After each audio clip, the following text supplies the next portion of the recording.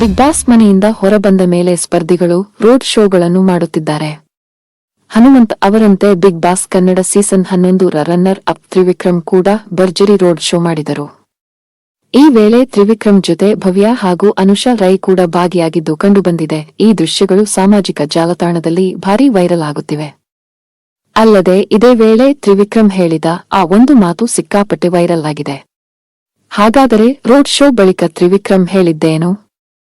ತ್ರಿವಿಕ್ರಮ್ ತಾಯಿ ಹೇಳಿದ ಮಾತು ನಿಜವಾಯ್ತಾ? ತ್ರಿವಿಕ್ರಮ್ ಅವರು ತಮ್ಮ ಹುಟ್ಟೂರಿನಲ್ಲಿ ರೋಡ್ ಶೋ ಮಾಡಿದರು.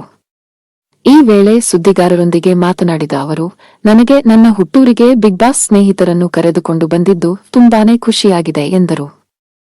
ಇದೇ ವೇಳೆ ಅನುಷಾ ಸಿಸ್ಟರ್ ಅವರನ್ನು ನಿಮ್ಮ ಹುಟ್ಟೂರಿಗೆ ಕರೆದುಕೊಂಡು ಬಂದಿದ್ದು ಹೇಗೆ ಅನಿಸುತ್ತಿದೆ ಎಂದು ಸುದ್ದಿಗಾರರು ಕೇಳಿದ್ದಕ್ಕೆ ತ್ರಿವಿಕ್ರಮ್ ಥಟ್ ಅಂತ, ಅನುಷಾ ನನ್ನ ಸಿಸ್ಟರ್ ಅಲ್ಲ, ಅವರು ನನ್ನ ಫ್ರೆಂಡ್ ಎಂದು ಹೇಳಿದ್ದಾರೆ. ಇದಕ್ಕೆ ಭವ್ಯ ಮುಖದಲ್ಲಿ ನಗು ಕಾಣಿಸುತ್ತದೆ. ಆದರೆ ಅದು ಮನಸ್ಸಿನಿಂದ ಬಂದಂತೆ ಇರಲಿಲ್ಲ. ಈ ವಿಡಿಯೋ ಸಾಮಾಜಿಕ ಜಾಲತಾಣದಲ್ಲಿ ಭಾರೀ ವೈರಲ್ ಆಗಿದೆ. ಮುಂದುವರೆದು ಮಾತನಾಡಿದ ತ್ರಿವಿಕ್ರಮ್ ಅವರು, ನನ್ನ ಹುಟ್ಟೂರಿಗೆ ರಜತ್, ಧನ್ರಾಜ್ ಕೂಡ ಬರಬೇಕಿತ್ತು. ಆದರೆ ಅವರಿಗೆ ಸಂದರ್ಶನ ಇದ್ದರಿಂದ ಬರಲು ಆಗಿಲ್ಲ. ಭವ್ಯ ಹಾಗೂ ಅನುಷಾ ಬಂದಿದ್ದಕ್ಕೆ ತುಂಬಾ ಖುಷಿಯಾಗಿದೆ ಎಂದಿದ್ದಾರೆ. ತ್ರಿವಿಕ್ರಮ್ ಅನುಷಾ ಬಗ್ಗೆ ಹೇಳಿದ ಈ ಒಂದು ಮಾತು ಸಾಮಾಜಿಕ ಜಾಲತಾಣದಲ್ಲಿ ಚರ್ಚೆಯ ವಿಷಯವಾಗಿದೆ. ತ್ರಿವಿಕ್ರಮ್ ತಾಯಿಯ ಕನಸು ನನಸಾಗಿದೆ ಎಂದು ಜನ ಮಾತನಾಡಿಕೊಳ್ಳುತ್ತಿದ್ದಾರೆ.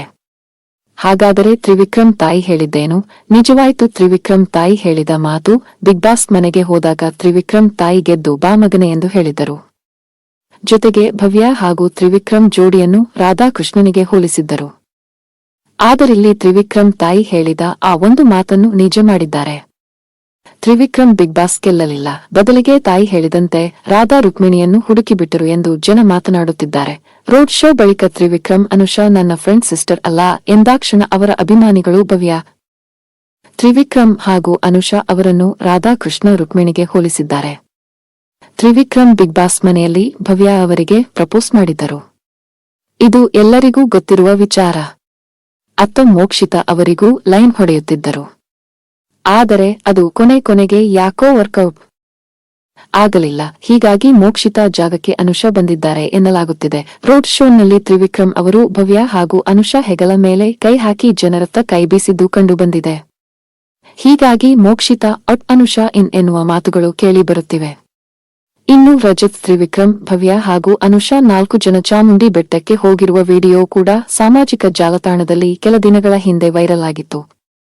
ಇದರಲ್ಲೂ ಅನುಷಾ, ಭವ್ಯ ಹಾಗೂ ತ್ರಿವಿಕ್ರಮ್ ಒಟ್ಟಿಗೆ ಕುಳಿತಿರುವುದು ಕಂಡುಬಂದಿದೆ. ಒಟ್ಟಿನಲ್ಲಿ ಮೋಕ್ಷಿತಾ ಇದ್ದಾರಾ ಅಥವಾ ಔಟ್ ಆಗಿದ್ದಾರೋ ಗೊತ್ತಿಲ್ಲ. ಇತ್ತ ತ್ರಿವಿಕ್ರಮ್, ಭವ್ಯ ಹಾಗೂ ಅನುಷಾ ಮಾತ್ರ ಭಾರೀ ಸುದ್ದಿ ಮಾಡುತ್ತಿದ್ದಾರೆ.